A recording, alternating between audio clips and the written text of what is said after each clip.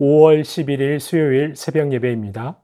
오늘 하나님께서 저희에게 주시는 하나님의 말씀은 사무엘상 2장 11절부터 21절까지의 말씀입니다. 사무엘상 2장 11절부터 21절까지의 말씀 봉독해 드리겠습니다. 엘가나는 라마의 자기 집으로 돌아가고 그 아이는 제사장 엘리 앞에서 여호와를 섬기니라. 엘리의 아들들은 행실이 나빠 여호와를 알지 못하더라. 그 제사장들이 백성에게 행하는 관습은 이러하니 곧 어떤 사람이 제사를 드리고 그 고기를 삶을 때에 제사장의 사환이 손에 3살 갈고리를 가지고 와서 그것으로 냄비에나 솥에나 큰 솥에나 가마에 찔러 넣어 갈고리에 걸려 나오는 것은 제사장이 자기 것으로 가지되 실로에서 그곳에 온 모든 이스라엘 사람에게 이같이 할 뿐 아니라 기름을 태우기 전에도 제사장의 사환이 와서 제사 드리는 사람에게 이르기를 제사장에게 구워 드릴 고기를 내라.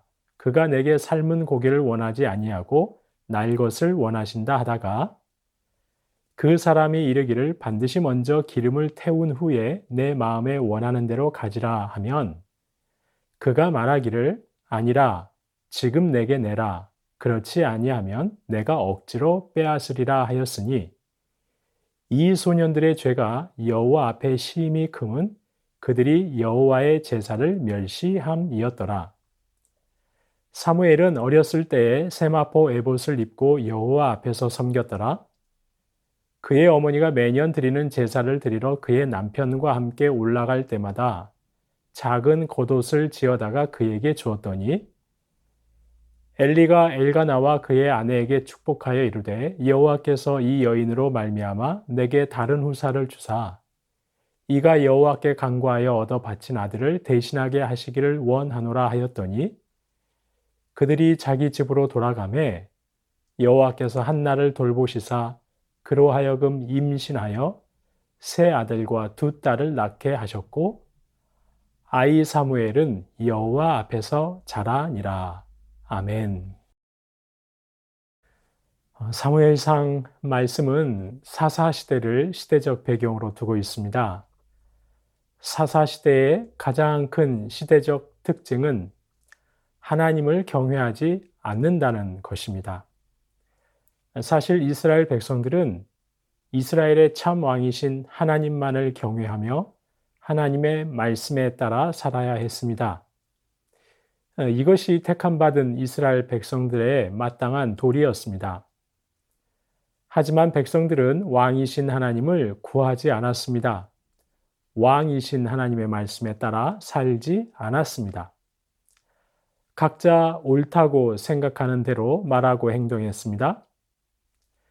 백성들만 그런 것이 아니었죠. 백성들을 하나님께로 인도해야 할 제사장들조차 예외가 아니었습니다. 아니, 오히려 제사장들이 참 왕이신 하나님을 멸시하는 데 앞장섰습니다. 오늘 본문 12절 말씀을 보시면 엘리 제사장의 아들들은 행실이 나빠 여호와를 알지 못했다고 말씀합니다. 엘리 제사장의 아들들 역시 제사장이죠. 그런데 하나님의 제사장인 그들의 행실이 나쁘다고 합니다. 옛날 개역 한글 번역본에서는 이 행실이 나쁘다는 말을 불량자라고 번역했습니다. 엘리의 아들들은 불량자라. 성경에서 특별히 사사기나 역사서에서 불량자라고 함은 율법과 하나님이 정한 질서를 무시하는 자를 가리키는 말이었습니다. 하나님의 권위를 무시하고 자기 소견에 옳은 대로 행하는 자들을 성경은 불량자라 했습니다. 그렇습니다. 엘리의 아들들은 하나님의 질서와 권위를 무시했습니다. 그러면서 그들 욕망대로 살았습니다. 12절 말씀은 그것을 여호와를 알지 못하더라 라고 표현하고 있습니다. 그들은 하나님을 알지 못했다는 것입니다. 물론 엘리의 아들들은 제사장으로서 제사장이 무슨 일을 해야 하는지는 알았습니다. 제사를 어떻게 드려야 하는지 그 방법은 숙지하고 있었습니다. 성전에서 무슨 일을 해야 하는지는 인지하고 있었던 것입니다. 하지만 정작 그들은 하나님은 알지 못했습니다. 하나님을 지식적으로 알고 있었지만 하나님을 자기 인생의 주인으로 왕으로 인정하지 않았습니다. 하나님을 두려워하지도 않았습니다. 그러니 그저 자기들 생각대로 살 뿐입니다. 하나님을 의식하지 않는 것이죠. 살아계신 하나님, 왕이신 하나님은 전혀 의식하지 않습니다. 하나님을 의식하지 않고 그들 마음대로 사는 것입니다. 그들 안에서 올라오는 욕망대로 사는 것입니다. 그래서 재물을 도둑질합니다. 하나님께 드려지는 재물을 강탈한 것입니다. 하나님을 섬기고 백성을 하나님께로 인도해야 할 제사장이 오히려 하나님을 무시하고 죄에 앞장선 것입니다. 그래서 17절 말씀은 그들의 죄악이 하나님 앞에서 심히 크다고 합니다. 그들의 행태가 곧 하나님의 제사를 멸시한 것이라고 말씀하고 있는 것입니다. 그런데 이들의 이런 악행은 일시적인 것이 아니었습니다. 13절 말씀을 보니까 그 제사장들이 백성에게 행하는 관습이라고 되어 있습니다. 하나님께 드려지는 제물을 강탈해 가는 제사장들의 이런 행태가 이례적인 일이 아니라 관습이라고 합니다. 성도님 여러분, 관습이란 어떤 사회에서 오랫동안 지켜져 내려온 풍습을 말하는 것이죠. 그 사회 구성원들이 널리 인정하는 풍습을 말합니다. 엘리의 아들들의 이런 행태는 모든 사람이 당연히 여기는 관습이었다는 것입니다. 제사장들의 악행이 관습이 될 정도였던 것이죠. 이렇게 사무엘상 2장의 시대는 깊고 깊은 영적 어둠의 시대였습니다. 하나님의 사람을 찾아볼 수 없습니다. 하나님의 뜻을 구현할 하나님의 사람을 찾아보기가 어려운 것입니다. 이에 이스라엘의 참 왕이신 하나님께서는 하나님의 사람을 찾으십니다. 하나님을 경외하는 사람을 들어서 이 영적 어둠의 시대를 새롭게 하십니다. 하나님의 사람을 찾아 그를 통해 하나님의 뜻을 이루려 하시는 것이죠. 바로 사무엘입니다. 그렇다면 성도님 여러분, 사무엘은 어떠했기에 하나님께서는 그를 들어 이스라엘을 새롭게 하고자 하시는 것일까요? 사무엘은 깊고 깊은 어둠의 시대에 어떻게 달랐던 것일까요? 하나님께서는 어떤 자들을 들어서 하나님의 일을 행하시는 것일까요?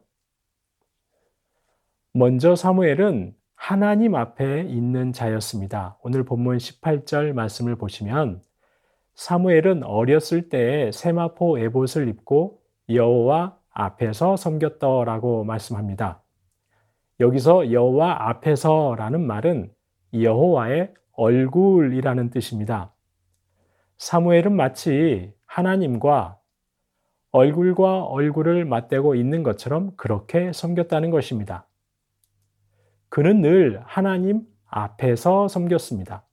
늘 하나님의 얼굴을 뵙고 있는 것처럼 그렇게 하나님을 의식하면서 섬겼던 것입니다.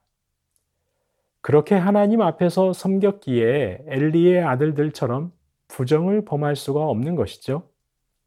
하나님의 것을 강탈할 수가 없는 것입니다. 둘째, 사무엘은 하나님과 함께 했습니다. 21절 말씀을 보시면 사무엘은 여호와 앞에서 자랐다고 말씀합니다.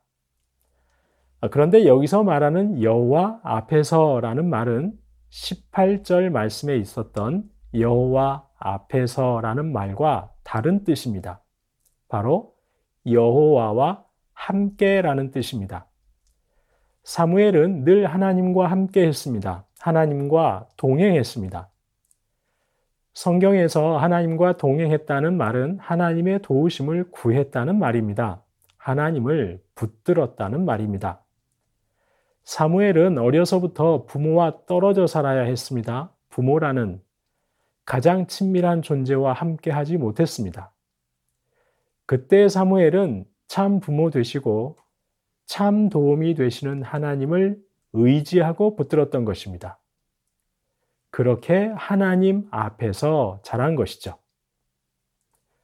하나님께서는 늘 하나님 앞에서 하나님을 의식하며 살아가는 사무엘, 늘 하나님과 동행하면서 하나님의 도우심을 구하고 하나님을 의지하는 사무엘을 통해 사사시대라는 영적 어둠의 시대를 회복시키십니다. 이스라엘을 새롭게 하십니다.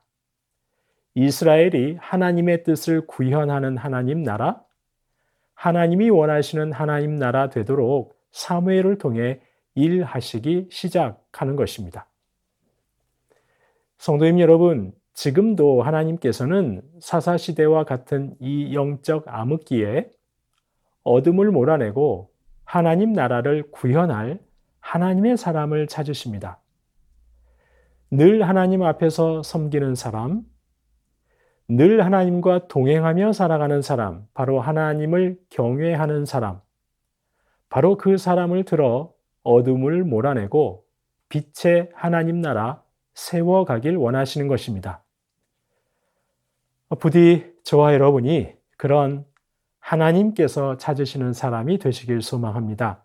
늘 하나님의 얼굴, 하나님을 의식하며 하나님 앞에서 살아가시는 저와 여러분 되시길 소망합니다. 항상 하나님과 동행하며 하나님을 의지하여 그래서 저희를 통해 이 어두운 세상을 회복하고 치유하는 하나님 나라의 귀한 통로로 쓰임 받으시는 저와 여러분 되시기를 주님의 이름으로 축원합니다. 주신 말씀 기억하면서 기도하겠습니다. 하나님 앞에서 하나님을 의식하며 살아가는 저희가 되게 하옵소서. 하나님과 동행하며 하나님의 도우심을 구하며 살아가게 하옵소서. 하나님께서 찾으시는 사람 되게 하옵소서. 이런 저희를 통해 오늘도 어둠은 물러가고 사랑과 평화의 하나님 나라 이루어지게 하여 주시옵소서. 주신 말씀 기억하며 기도하겠습니다.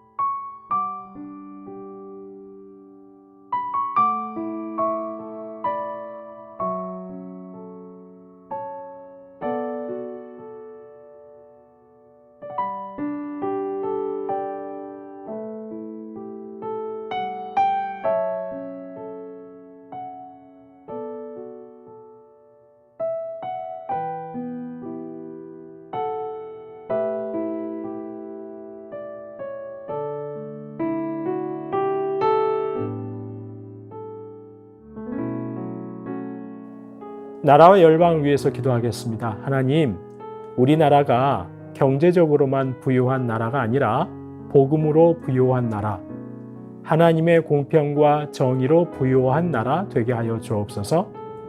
열방마다 하나님을 두려워하는 지도자들이 세워지게 하옵소서. 복음을 가로막는 세력들은 물러가고 복음이 흥황하는 역사가 열방 가운데 있게 하여 주옵소서. 나라와 열방을 위해서 기도하겠습니다.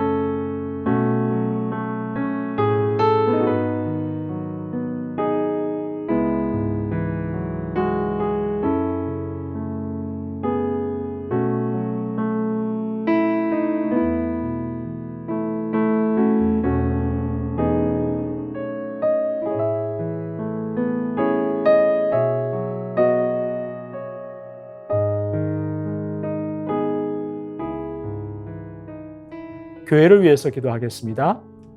아들을 내어주기까지 사랑하신 그 완전한 사랑에 힘입어서 가족과 형제들을 더욱 사랑하는, 사랑받고 사랑하는 모든 성도들 되게 하옵소서. 공동체의 성경 읽기를 통해 하나님을 더 깊이 알아가고 말씀으로 하나 되게 하옵소서. 세우신 교구 순장님들과 교사 순장님들을 항상 위로해 주시고 강건하게 붙들어 주옵소서. 교회를 위해서 함께 기도하시겠습니다.